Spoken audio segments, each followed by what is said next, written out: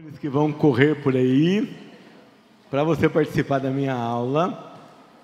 Eu vou imaginar que vocês são crianças entre 10 e 11 anos. E nós vamos conversar sobre religiosidade humana. Tá bom? Então todo mundo abre na página 26, por favor.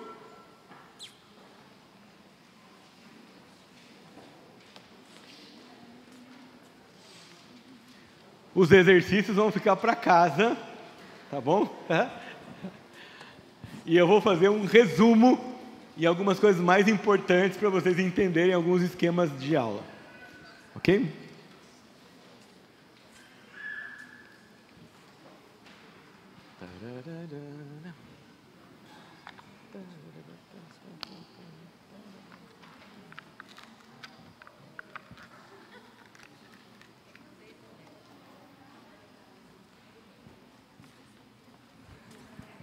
Página 26 da apostila, aí na sua amostrinha vai estar a página 4, mas a apostila é 26.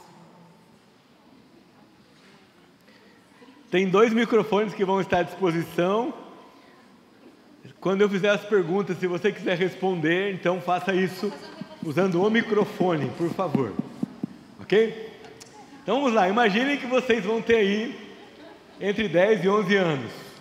Não precisa fazer pergunta de 10 anos, você pode fazer uma pergunta que você quiser na hora, mas só para você sentir isso. Vou ler para vocês uma reportagem de uma revista muito conhecida. Preste atenção, acompanhe comigo. A ciência não conseguiu comprovar a existência ou inexistência de Deus. Mas uma coisa, o conhecimento racional deixa cada dia mais clara: religião faz bem para a saúde. O motivo para o médico americano Andrew Newberg, autor do livro Why God Won't Go Away, Por que Deus Não Vai Embora, sem tradução em português, a resposta está na arquitetura neurológica do nosso cérebro. Para ele, o mais desenvolvido órgão humano é especialmente calibrado para a experiência espiritual. Analisando imagens capturadas por tomógrafos, Newberg pesquisa como a oração e a meditação se manifestam no cérebro. Ele diz que a neurociência pode elucidar experiências místicas e acredita que o conceito de Deus é fundamental para a sobrevivência da espécie humana. Além de se especializar na neurologia da experiência religiosa, Andrew defende que cursos de teologia e de princípios das religiões sejam obrigatórios para os profissionais da área da saúde. Segundo ele, um médico terá mais chances de conquistar a confiança de um paciente e, consequentemente, ser bem-sucedido no tratamento se estiver familiarizado com a sua crença, ou seja, com a crença do paciente. Quero afirmar para vocês uma coisa: todo homem é um ser religioso por natureza. Se você negar isso, você vai negar o que há de mais humano numa pessoa, que é a sua sede pela eternidade. Você já pensou nisso? Algum médico já perguntou para você sobre a sua religião? Quando você foi ao pediatra, lembra, você tem 11 anos. Quando você foi ao pediatra, algum médico já perguntou para você sobre religião? Vamos lá, vamos fazer uma enquete aqui. Quem já foi perguntado sobre religião por algum médico? Quando perguntou para você, foi uma coisa positiva ou negativa? Positivo. Positiva. Alguém teve alguma experiência negativa? Teve alguém que desdenhou da sua religião? Uma vez ouvi um médico dizer: você está doente que você pensa muito em pecado. Ele não foi muito legal comigo, igual foi com você, tá vendo? A gente tem várias experiências diferentes, não interessa o quê. Nossa aula de hoje nós vamos aprender que todo homem tem necessidade de satisfazer o desejo religioso que tem dentro de si, sem exceção. E que isso é algo que caracteriza a gente como ser humano. Se você negar isso, você está comparando o homem a um ser sem humanidade. E você não pode se esquecer disso. Todos nós temos uma parte imaterial. Como a Bíblia chama a nossa parte imaterial? Oi? Alma. Qual outra palavra? Espírito. E qual que é a parte material? Corpo. Vocês acreditam que algum homem pode ser só corpo? Não. O que acontece quando o corpo não tem espírito ou alma? Morreu. Algum homem pode ser só alma ou só espírito? Por que não?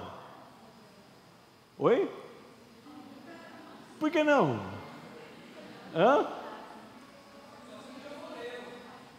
Materiais e imateriais. Nós somos seres materiais e imateriais. Muito bem. O que acontece com você se você estiver andando de noite da rua e só o espírito de um homem aparecer para você? Alma penada. Você não vai falar para ele assim: oi, boa noite, que saudade do senhor, vai? Não, imagina, não vai. Por que a gente não vai fazer isso? Por que você não abraçaria um espírito que encontrasse você na rua um dia? Hã? Ia ficar com medo? Vou perguntar para vocês de novo: é possível encontrar um espírito de uma pessoa sem corpo e abraçar esse espírito? Não. Por que a gente não pode abraçar um espírito? Porque ele não é material. Como é que você abraça uma coisa que não é material? Não tem jeito. Então, como é o ser humano? Ele é formado de parte material e parte... Essa parte imaterial dentro do ser humano tem uma sede, dentro do ser humano tem uma sede por aquilo que é religioso. E todo ser humano vai fazer um movimento no sentido de matar essa sede. Vocês estudam na escola de vocês, indígenas, povos de outros lugares, que desenvolvem suas religiões, não é? Alguém ensinou isso para eles? Alguém chegou na tribo de índio e falou assim: vocês têm que adorar o sol, porque ele é Deus. Alguém falou isso para eles? Por que eles fazem isso? Hã?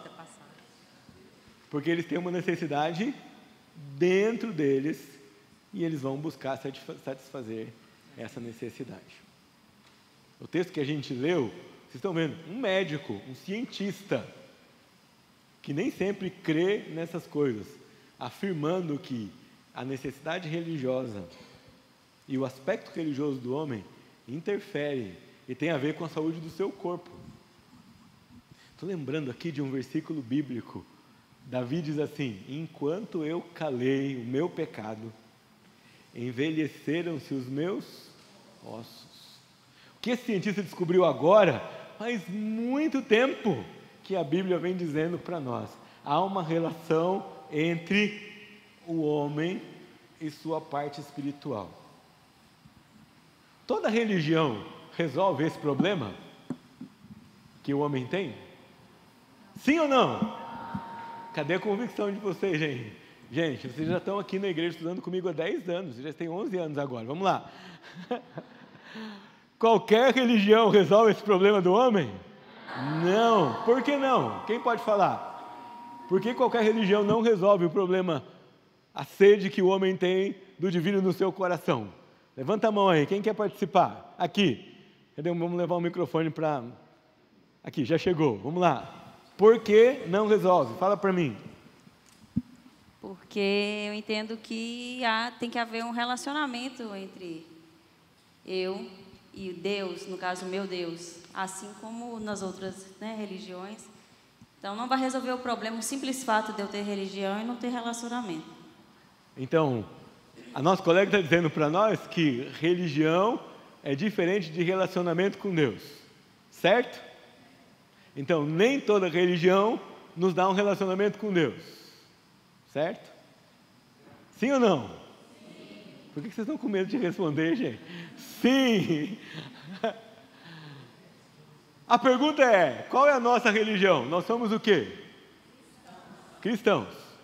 Então, o cristianismo não resolve o nosso problema. Sim ou não? Não? Resolve ou não resolve? Sim ou não, e por que resolve? Quem quer falar? Levanta a mão, quero ver aqui. O cristianismo resolve ou não o nosso problema? Fala no microfone, cadê? O cristianismo em si não, mas Cristo sim resolve. Quem pode me explicar a diferença entre o cristianismo e Cristo?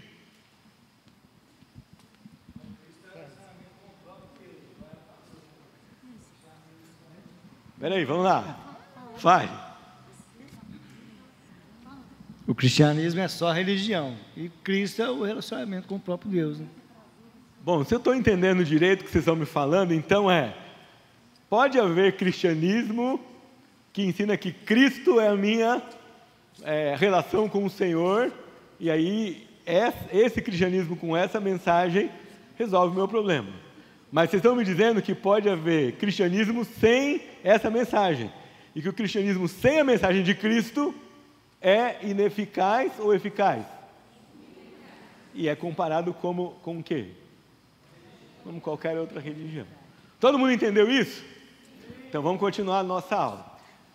Pausa. Tuf. Você vai falar assim, professor, mas você não está seguindo a sequência?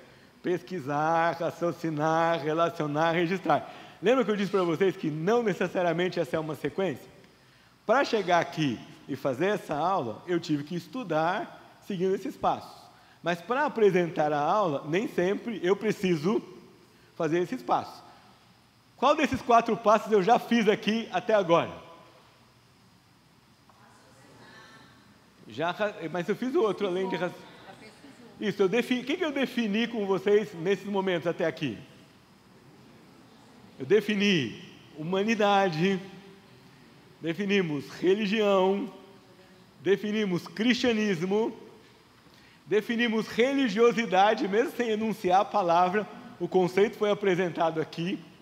Definimos parte material e parte imaterial do homem. Vocês perceberam quanta coisa, em poucos momentos, nós trabalhamos aqui em termos de definição. Mas eu só trabalhei isso porque essas definições estão em algum lugar aqui na minha pesquisa, no meu estudo. Tá certo? Seguimos. Play. Tuf. Página 27. Um voluntário para ler para nós o primeiro versículo, onde está escrito textos bíblicos no nosso livro. Quem pode ler para nós?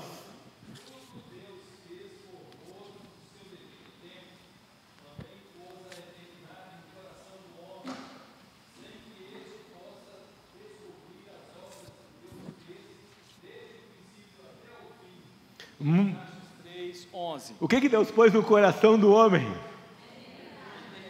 O que significa isso? Que Deus colocou a eternidade no coração do homem. O que esse versículo quer dizer para nós? Pode falar, fala alto. Ao microfone, traz o microfone aqui. Vamos lá. Um anseio pelo relacionamento com Deus. Isso, um anseio, uma inquietação da parte espiritual do homem que procura algo que ele não pode encontrar por si mesmo e que ele não vai ver nesse mundo. Deus colocou esse dispositivo no coração do homem. Quem pode ler o segundo versículo? Eclesiastes 12, 7. Vamos lá. E o pó volte à terra como era, e o espírito volte a Deus que o deu. O que a gente entendeu desse versículo? O que ele ensina para vocês? Ela vai morrer, mas o espírito vivifica. Isso, a matéria morre, mas a parte material não. E que a morte é a separação dessas duas partes do ser humano. Está ficando bom esse raciocínio aqui. Último versículo, quem pode ler para nós? Gênesis 2, 7. Então formou o Senhor Deus o homem do pó da terra, e lhe soprou nas narinas o fôlego de vida, e o homem passou a ser alma vivente. Gênesis 2, 7. E o que a gente aprende nesse versículo aqui? Teólogos de plantão, desliguem tricotomia e dicotomia nesse momento. Nós estamos lidando com crianças de 10 anos, 11 anos, né? O que a gente aprende nesse versículo aqui? Quando Deus criou o homem, como Deus fez o homem? Deus fez corpo, parte material e parte imaterial. Ok? Muito bem, vocês vão escrever um texto depois, como um dos resultados dessa aula, e esse texto vai ser exatamente sobre isso. Mas para vocês pensarem no que vocês vão escrever, eu vou fazer algumas perguntas para vocês. A primeira pergunta é: o que acontece num funeral?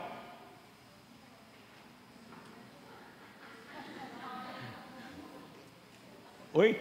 Levanta a mão, quem quer falar? O que acontece no funeral? Aqui, vamos lá. tristeza. Por quê? O que está diante de você num funeral? O corpo sem O vida. corpo. Significa que a pessoa está ali? Por que a pessoa não está ali?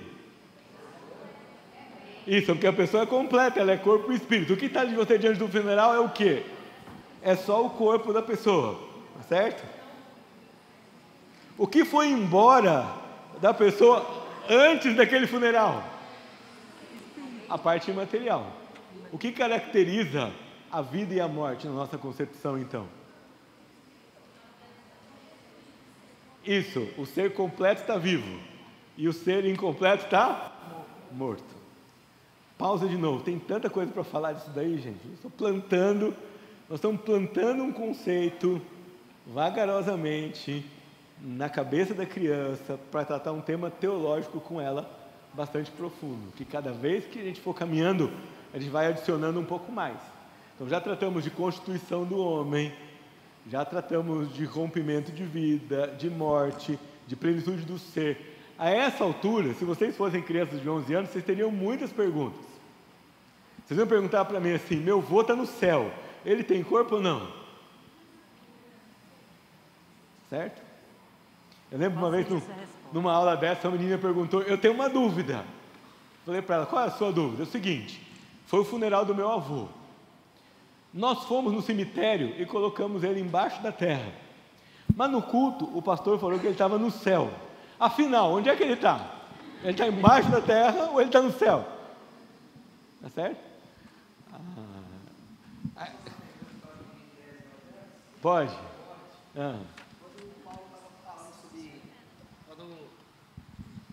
Em uma das missões de Paulo, Eutico, estava no terceiro andar, na janela, caiu e morreu.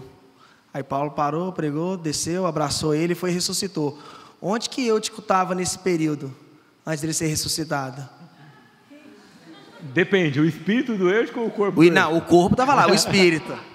O espírito de Eutico. Estava no inferno, estava no céu. Que pergunta para o Débora.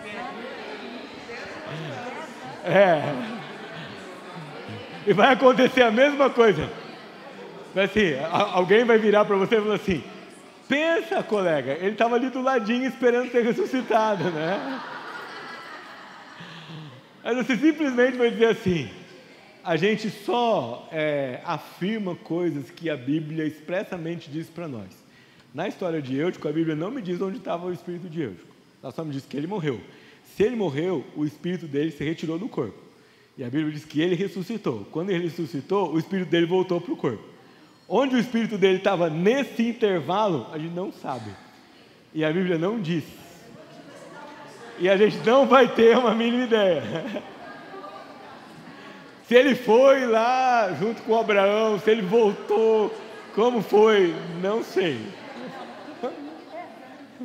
Muito bem.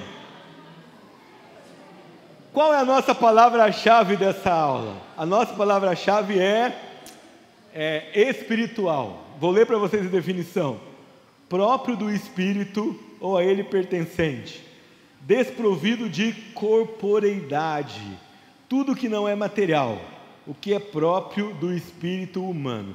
E aí vocês têm uma série de outras palavras embaixo que são o vocabulário dessa aula. Nesse momento a gente precisava trabalhar algumas dessas definições. Por exemplo, o que é anseio? E por que a gente usa a palavra anseio e não a palavra desejo? Qual a diferença entre anseio e desejo? Oi? A sua colega disse que anseio é mais específico. O que mais? Mais intenso.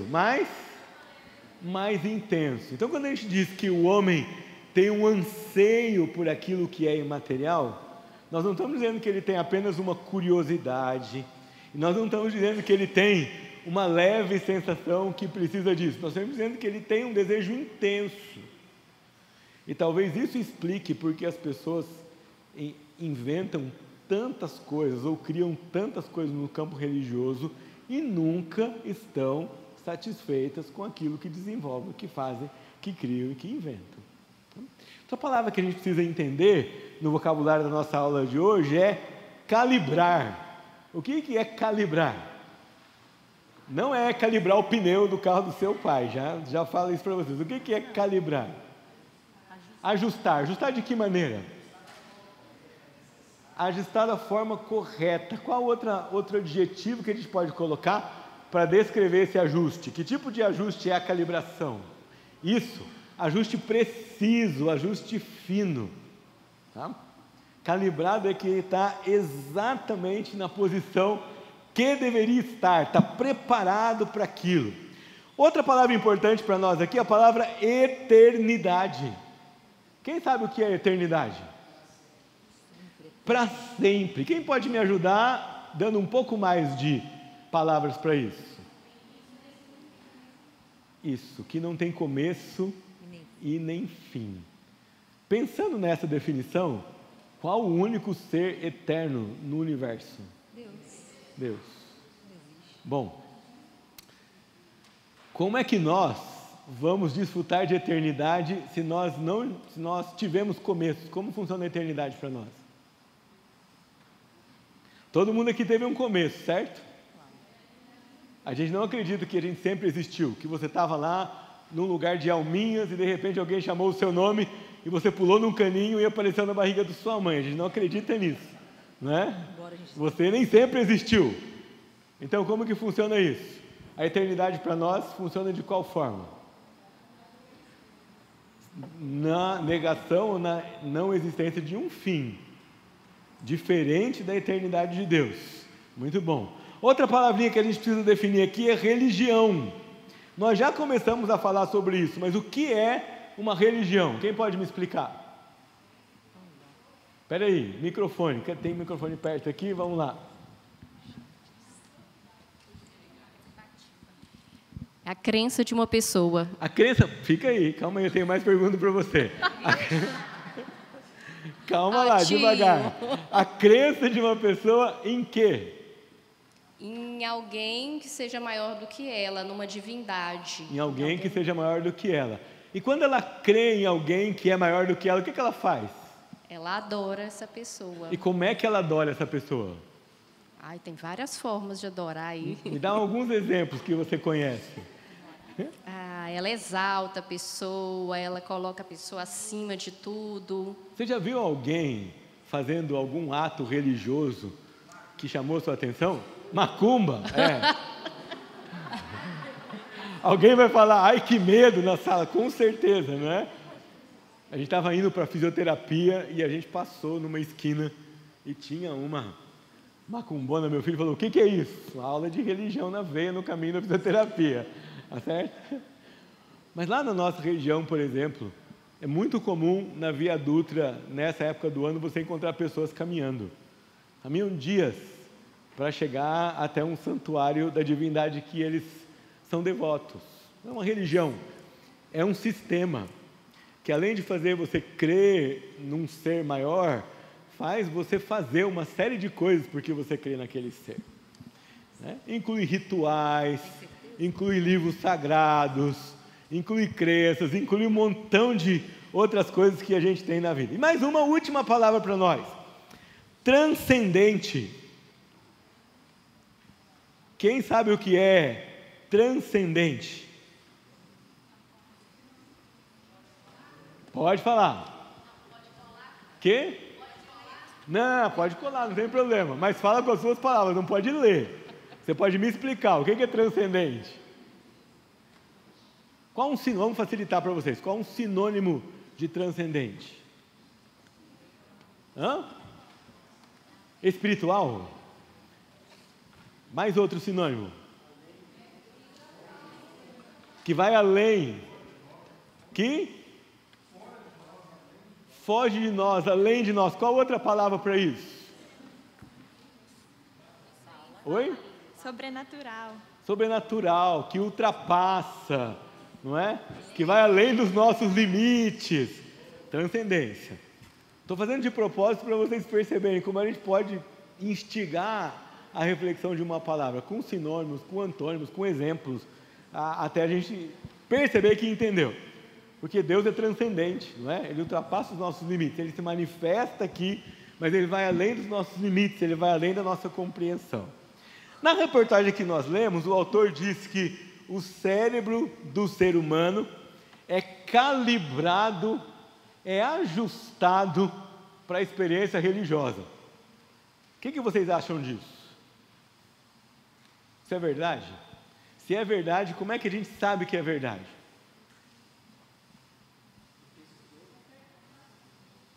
Tem microfone aqui perto, vamos lá.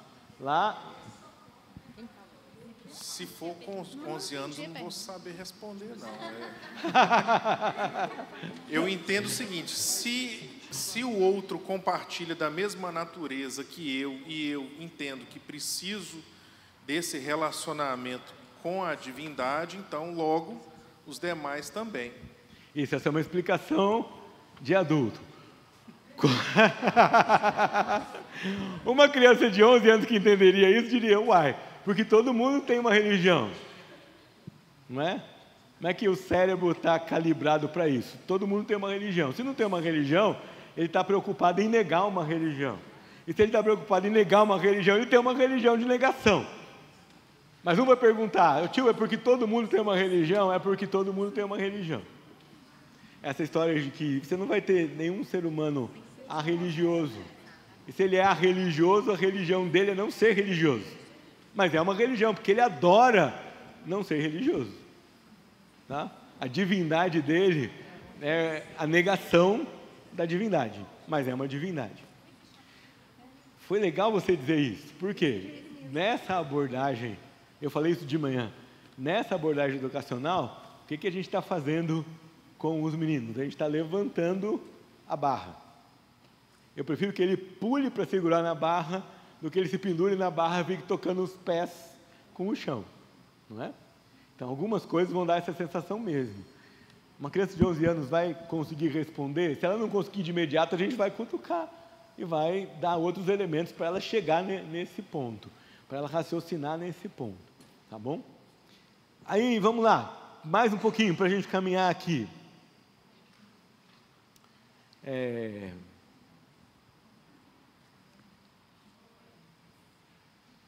Porque essa compreensão de que o homem é corpo e espírito é importante. Porque ela torna a humanidade especial. Vocês podem pensar nisso? Oi?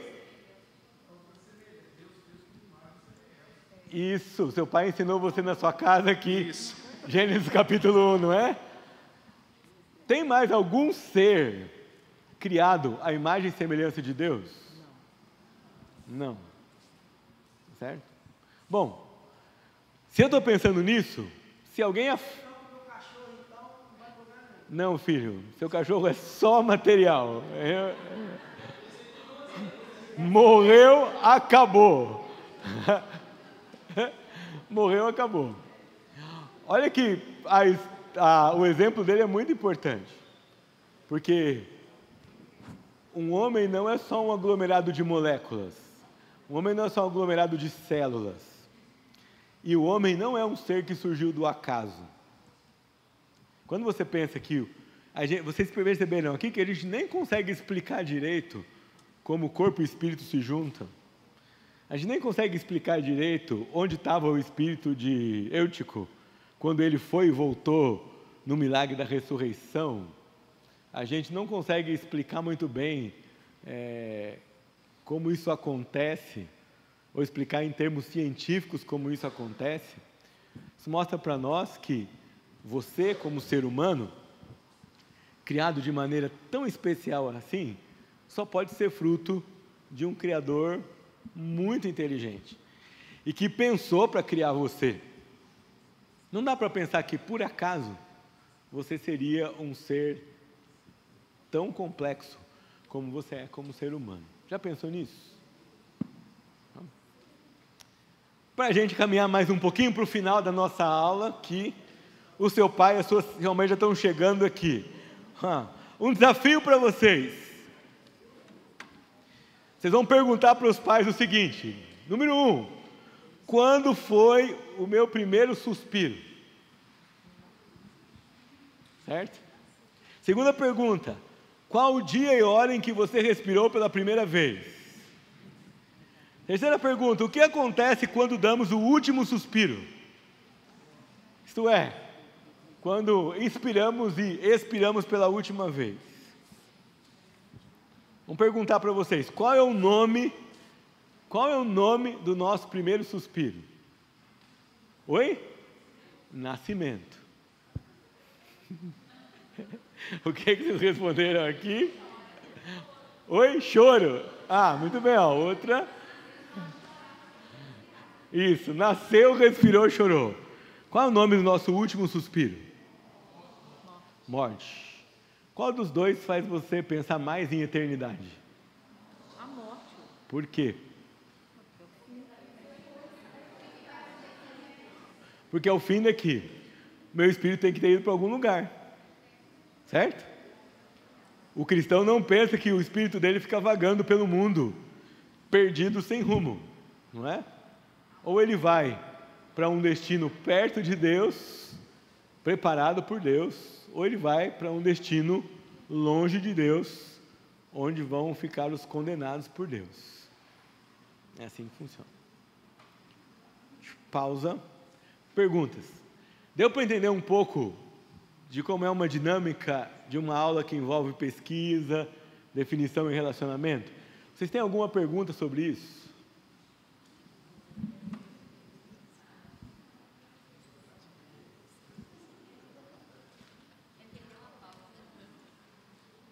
Eu dei uma pausa. Não? Não tem perguntas? Tudo certo? E se alguém que não é crente assim, vai e morre assim, no último dia assim, no último... Ele já voltou nos 11 anos, hein? A aula é de 11 anos. Olha... É porque eu dou aula para crianças de 9 a 11 anos. Um tema desse numa sala de 11 anos vai longe, porque eles terão muitas. E tem que responder. Muitas perguntas. E na hora, assim, pá. Muitas mesmo, tá? Essa conversa vai longe, é porque vocês não têm a curiosidade que uma criança de 11 anos tem, tá? Jesus, quando nasceu, ele saiu por onde? Samuel, você já viu uma vaca parir um bezerro? Então, foi daquele jeito. Nossa. Não perguntou mais. Olha, lembra, quando um aluno fizer para você uma pergunta, antes de responder, devolva para ele outra pergunta, que você precisa entender exatamente o que ele está perguntando. Tá certo? Para você não dar uma resposta que ele não quer saber e para você não dar uma resposta para uma coisa que ele não perguntou. Tem coisa que ele não perguntou, não é? Então, geralmente ele... Oi? Então vai perguntar para você, como que é? Você vai perguntar, você já viu um parto como é? Sua mãe já explicou para você como nasce um bebê? Então... Mas você tem que devolver pergunta para você entender o que ele sabe. Às vezes a criança está fazendo uma pergunta para tumultuar a aula, né? Aí você precisa pegar, bom, ele sabe do que ele está falando. Bom, você sabe do que está falando, então não vou responder a sua pergunta. Às vezes a mãe dele nunca perguntou para ele, nunca explicou para ele como o neném nasce, né? Sabe que às vezes ele não sabe? Às vezes ele acreditou na história da cegonha. Pasme, às vezes ele acreditou na história da cegonha. Eu lembro uma vez um pai que inventou uma historinha para a criança. Falou assim, pai, como eu nasci? E aí o pai falou assim, olha, tem uma sementinha no papai, tem uma sementinha na mamãe. Aí o papai foi lá e deu um abraço bem forte na mamãe e formou você. Certo? Ela parou, pensou, mas ainda tem mais uma pergunta. E ele perguntou, ela perguntou, o pai falou para ela o que foi. Ele falou assim, como é que a sua sementinha foi parar dentro da mamãe? Porque ele não respondeu para ela. Não é? Essa menina já sabia. Ela estava testando o pai dela. Algumas não sabem. Algumas ouviram falar e falaram, será que é assim mesmo? E vão falar com você, pai, e vão falar com você, professor. E algumas realmente não sabem. E você tem que chegar nelas antes. Você tem que falar isso com as crianças, com seus filhos e com as crianças da sua igreja, antes que alguém dê uma resposta impura, antes que alguém dê uma resposta errada. Entendeu? Isso. Isso, e você precisa, antes de responder, ter isso claro. Ele está sabendo e está testando você, ou realmente ele não sabe. Dependendo do contexto que ele faz uma pergunta dessa, dependendo de quem são as crianças que estão em volta, você precisa ter um discernimento, inclusive, de como tratar esse assunto no grupo inteiro. Né? E de como isso vai ser contido, de como isso vai ser visto. E se realmente as crianças estão entendendo o que elas estão falando. Só uma experiência, porque eu estava dando aula num grupo, num determinado bairro mais carente lá da minha cidade. E o menino fez uma pergunta, ele falou assim: Deus me ama, mesmo se eu tiver vontade de matar uma pessoa? Bom, você olha para uma criança e você fala assim, ele está pensando em ódio, né? Ele não está pensando em homicídio. Essa era a minha suposição, mas eu olhei para ele e falei assim, você já teve vontade de matar alguém? E ele falou assim, eu já risquei alguém com uma navalha. Esse menino tinha 10 anos, né? Então, na verdade, ele não estava perguntando para mim sobre ódio, ele estava perguntando para mim sobre assassinato mesmo.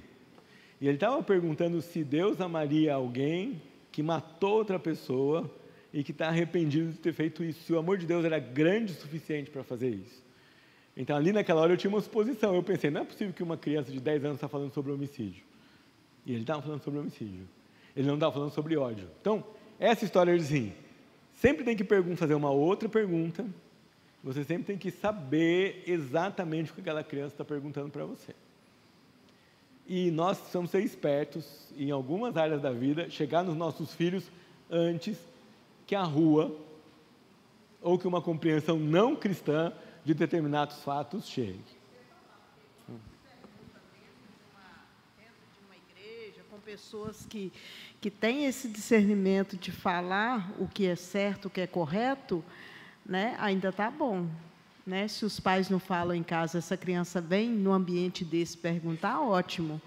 Mas se ele tem uns coleguinhas de escola que são, né, mundanos, vai responder como? Então, os pais têm que ter essa consciência. E, às vezes, dentro da igreja, é muito preocupante que, às vezes, os pais não gostam de determinados assuntos dentro da igreja. Nossa, para se falar em sexo dentro da igreja é um absurdo. Mas a gente sabe que isso na escola, ambiente de escola, e aí nessas festinhas de 15 anos, isso é abertamente.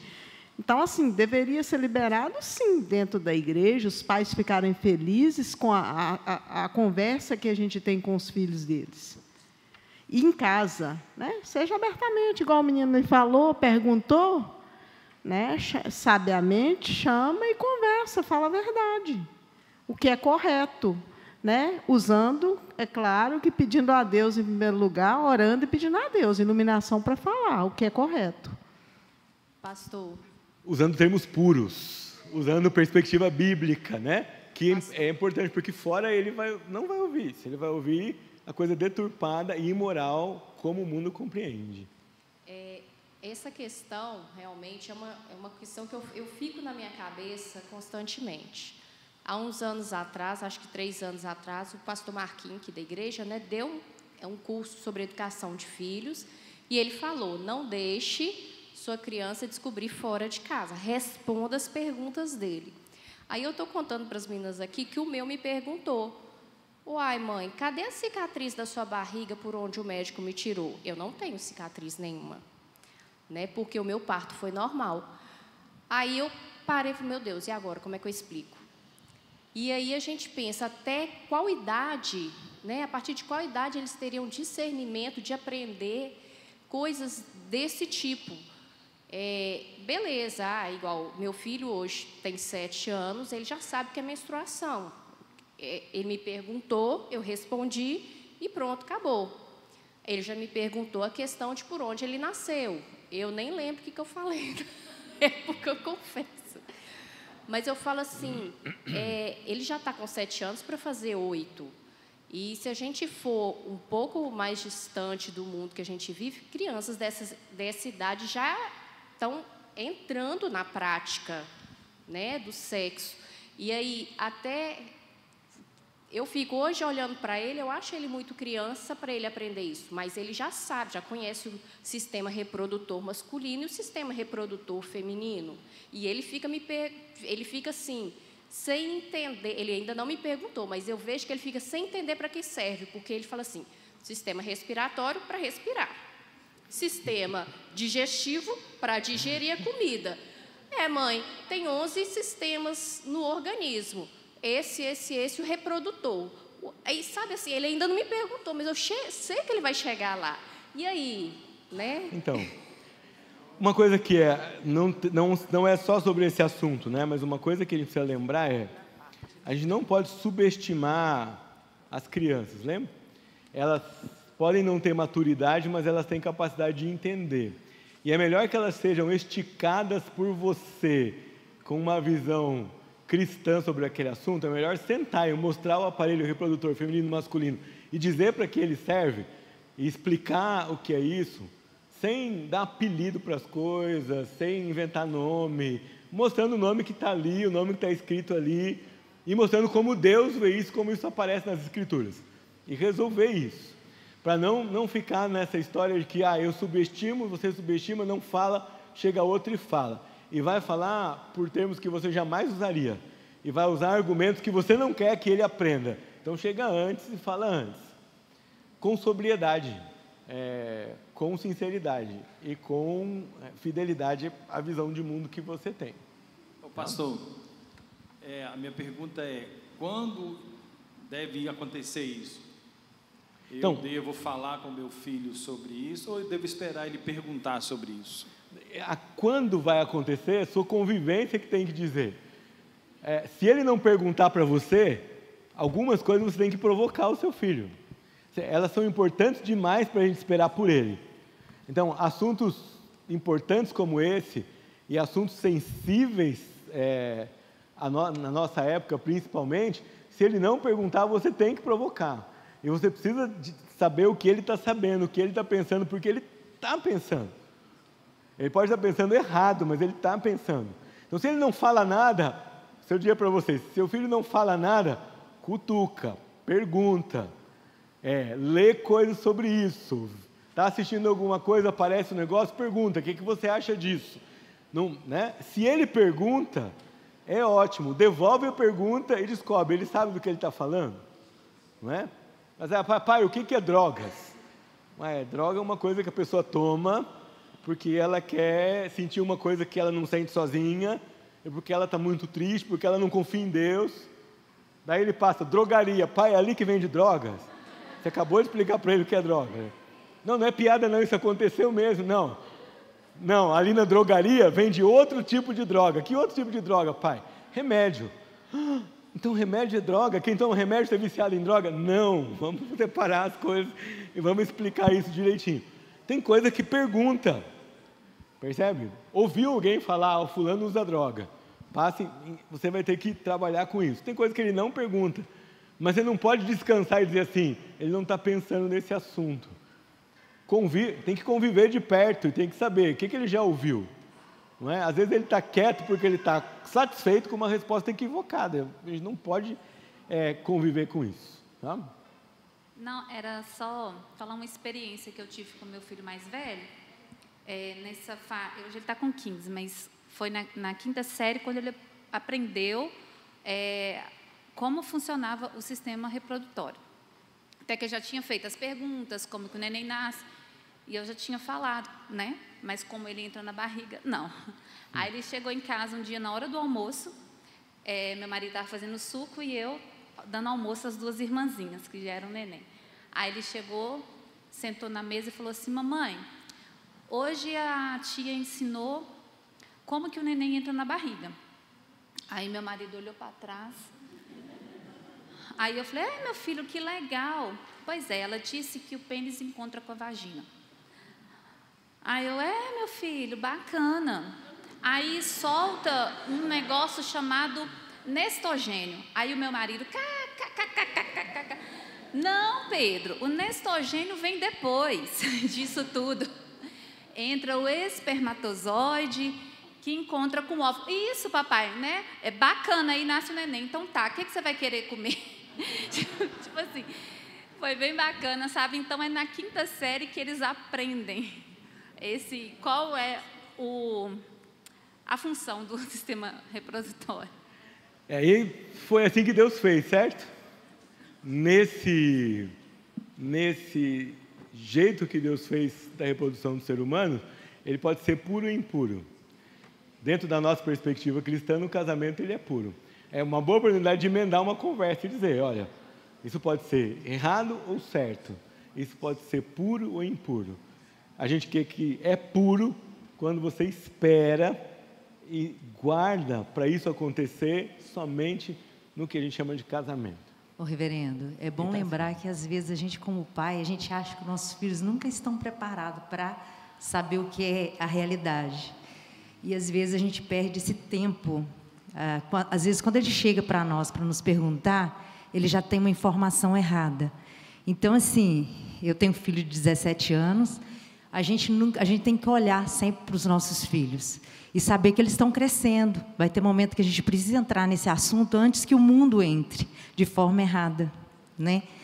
Sempre à luz da palavra e pontuando o que a Bíblia diz com relação à relação antes do casamento, o que Deus fala sobre isso, para que eles não entrem nessa vida tão precocemente e ofendam a Deus de forma equivocada. Se você começar a estudar com seu filho desse jeito, você vai induzi-lo a fazer diversas perguntas para você. E eu tenho certeza que você não vai ficar sem saber o que ele sabe, ele vai colocar para fora aquilo que ele deseja saber. Então, pastor, alguém perguntou quando a gente deveria, eu não, porque eu não tenho filho, mas começar a explicar as coisas para os filhos, ou esperar perguntar e tudo mais. Aí eu até falei com as meninas aqui que eu não cheguei a perguntar isso à minha mãe, no caso, que eu não cresci com meu pai. Na minha opinião, assim, como filha das coisas que eu vivi, eu acho que a gente deveria chegar primeiro a falar com as crianças, porque no meu caso, como eu não cheguei a perguntar nem nada, eu sofri abuso sexual com 6 anos. Comecei com 6 anos. E eu não entendia o que estava acontecendo, não sabia se era certo, se era errado, o que estavam fazendo comigo, porque era alguém próximo a mim, no caso. Então, eu acho que, assim como na minha escola, a escola que eu trabalho, trabalhou essa questão, e muitas escolas já vêm, já iniciou esse trabalho, que eu já vejo vários projetos, né, falando sobre isso, mas eu senti falta de ter ouvido primeiro da minha mãe me explicando sobre essas coisas, ouvindo dela primeiro, do que ter passado por isso, porque ninguém me explicou, ninguém falou nada comigo. Eu tenho 22 anos hoje, então a educação que eu tive há anos atrás é um pouco diferente da de hoje, mas nem tanto. Mas tem muita escola que, eu falo de escola mesmo, que esconde muitas questões, que não quer falar, e tem muitos pais que também não falam, e acaba deixando as crianças vulneráveis. Isso mesmo, vulnerável. Então, é uma coisa que eu acho que a gente deve começar a falar desde cedo mesmo, lógico que respeitando cada idade, pedindo muito a Deus, né, sabedoria, discernimento de como falar, mas devemos falar, assim, antes deles perguntarem, porque talvez seja, abre aspas, tarde demais, né? A gente já tocou nesse assunto antes de a lei de Deus e a obediência de Deus ser proteção. Você trata com a criança sobre o corpo, desde cedo, ela vai entendendo que o corpo é precioso, não é? E que você protege, e que você não mostra, e que se alguém chegar e pedir para ver, você grita, você não deixa, você corre, mas ela não vai aprender isso sozinha. Então perceba que a verdade moral de Deus é protetiva no caso do corpo, ela previne, ela não me deixa vulnerável quando eu aprendo isso, numa visão cristã, não é? Quando eu estou vendo que o corpo é Deus que me deu, e Ele tem o seu lugar, Ele tem exclusividade, Ele tem um jeito certo de lidar com Ele. Não é só apenas sexo, é muito mais do que isso, é o corpo como bem que Deus me deu e que eu tenho a obrigação de cuidar. Não tem, é muito ampla essa questão, e ela chama a sua atenção para essa ideia de que a verdade, dita à luz da palavra de Deus, sempre protege. Cuidado isso, porque a gente não tem muito interesse que o filho saiba só que é minha opinião. Eu quero que ele entenda que aquilo que eu estou explicando para ele vem da compreensão que a gente tem da vontade de Deus revelada na sua palavra. É a Bíblia que está me ensinando aquelas coisas. Ensinou para mim e eu estou ensinando para ele. Palavra de Deus que me dá aquelas verdades. Ensinou para mim pai, ensinou para mim professor, e é por isso que eu estou ensinando para eles. Isso precisa ficar muito claro para eles em todos os sentidos. E aí, nessa ideia de educação como convivência, educação como imitação, a gente não subestima as crianças, nem a capacidade delas de entender, nem a necessidade delas de entender algumas coisas. E quando elas perguntam, e se elas perguntarem, a gente não foge do assunto. A gente senta e conversa. Se ela já sabe, nós vamos purificar o que ela já sabe ou confirmar o que ela já sabe. Se ela não sabe, nós vamos explicar. Oi? E alguns pais entregam os aparelhos na mão dos filhos sem qualquer filtro. Sabe lá o que esses meninos viram ali. Certo? A Bíblia fala, né, que a natureza revela a glória de Deus. E eu acredito que uma das coisas que a gente perdeu na nossa sociedade hoje é esse contato com a natureza. A Charlotte Mason fala que a natureza ensina gentilmente. E minha mãe, ela já me falou sobre isso, assim.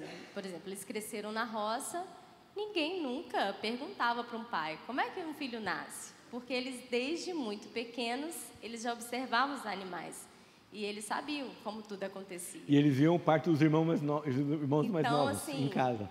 A gente precisa voltar a esse contato da natureza, porque Deus revela tudo através da natureza e a gente precisa mostrar isso às crianças, né? Menos telas e mais natureza. Eu acredito que é um bom caminho.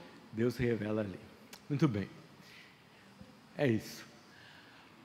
Para encerrar, antes da gente encerrar e orar, alguma pergunta ainda sobre algo do dia? Alguma dúvida? Querem esclarecer alguma coisa ainda? Não? Sim, aqui. Aqui, quando ele perguntou sobre a questão do cachorro, quando morre, aí o pessoal riu, achou engraçado. Mas nós tivemos uma aula aqui que o professor da UCP, ele colocou vários copos de água e foi falando assim, o amor que você tem que ter por um, por outro, é por assim, pelos pais, pelos irmãos, aí foi pondo, foi diminuindo, né? Aí depois ele falou, o amor de Deus é o maior, né? Aí quando colocou pelo cachorro, pôs um pouquinho de água assim, meus meninos ficaram bravos. Não, tio, tem que ser maior do que esse aqui. Eles queriam que fosse maior do que com um colega.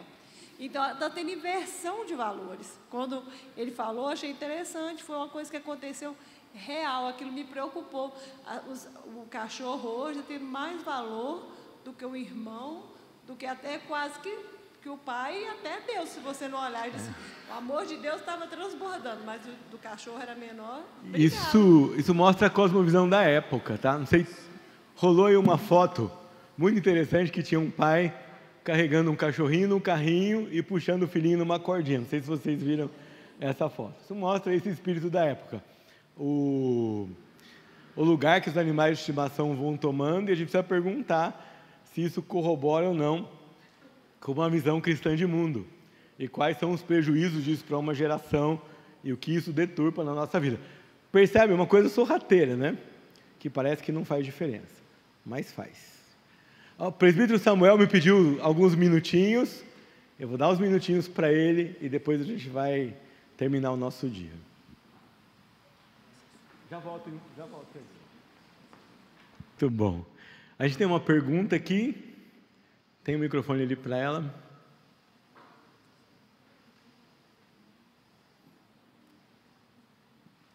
Só voltando um pouquinho a essa questão da aula prática que nós tivemos, para crianças 10, 11 anos.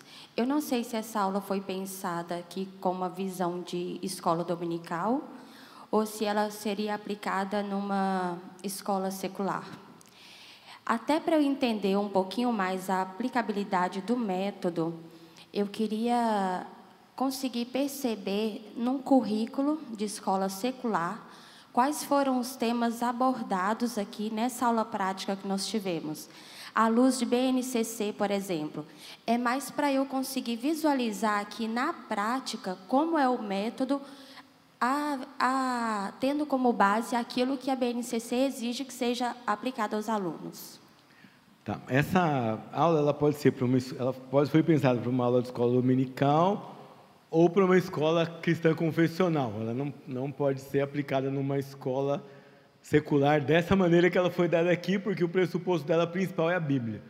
Você teria que ver dos tópicos de ensino religioso que a BNCC apresenta, se há algum espaço para você estudar esses pontos de uma perspectiva mais ampla e mais variada e enfatizar o cristianismo nela. Essa aula que eu simulei aqui, ela é essencialmente uma aula baseada no cristianismo, que numa escola não confessional você não poderia fazer. Diria para você, se você e o professor que organizou esse currículo observou os temas que estariam alinhados com a BNCC em termos de temas, mas aqui completamente cristão. O que eu diria para você, se você vai seguir um tema semelhante numa escola secular, você teria que incluir o cristianismo como uma das respostas e sutilmente enfatizar mais ela do que as outras. Era a única maneira de você introduzir isso no ambiente não confessional. O método em si, ele pode ser aplicado, se você, como professor, trabalhar numa escola não convencional, ele pode. Mas você pode levar esse método para a prática com os alunos? Talvez não, porque a escola precisaria autorizar que você usasse a Bíblia como um dos referenciais teóricos e primários mais importantes. Então, uma missão para você pensar é assim: será que a gente consegue treinar professores cristãos nesse método para se preparar e para, de alguma forma, aplicar aquilo que é possível num ambiente cristão, aproveitando as melhores oportunidades que ele tiver para combater ideias não cristãs? Acho que a gente consegue, mas na sua plenitude ou na sua literalidade tal qual ele é, a gente não consegue. Ou a gente consegue fazer na igreja, na escola dominical, ou a gente consegue fazer isso numa escola confessional, numa escola cristã. Para caminhar para uma escola secular, a gente teria que pensar um pouco mais, articular um pouco mais de qual seria uma maneira, diria até, sagaz de fazer isso. Tá? E que o método é essencialmente cristão. Presbítero Samuel lá.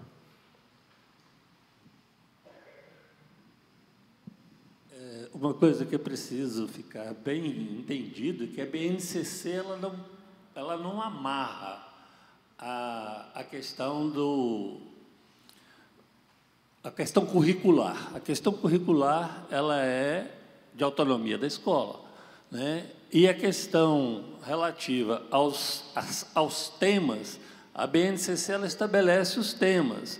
A questão da abordagem, na escola pública, eles, por baterem bastante na questão da laicidade, fica mais difícil. Nas outras escolas, tem como você fazer a abordagem sem ferir nenhuma religião, né? E numa escola cristã, se ela for verdadeiramente cristã, ela tem a obrigação de fazer. Se ela não fizer, ela só tem rótulo de cristã.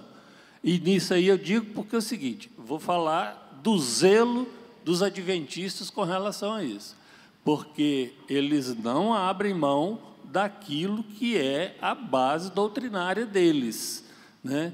E quem quiser matricula lá. Na escola particular, quer dizer, se eu não gosto, eu vou para outra. Então, ele não tem. A escola tem a autonomia, né, porque a própria Constituição, lá no seu artigo 210, ela fala que a escola privada ela é para coexistir com a escola pública.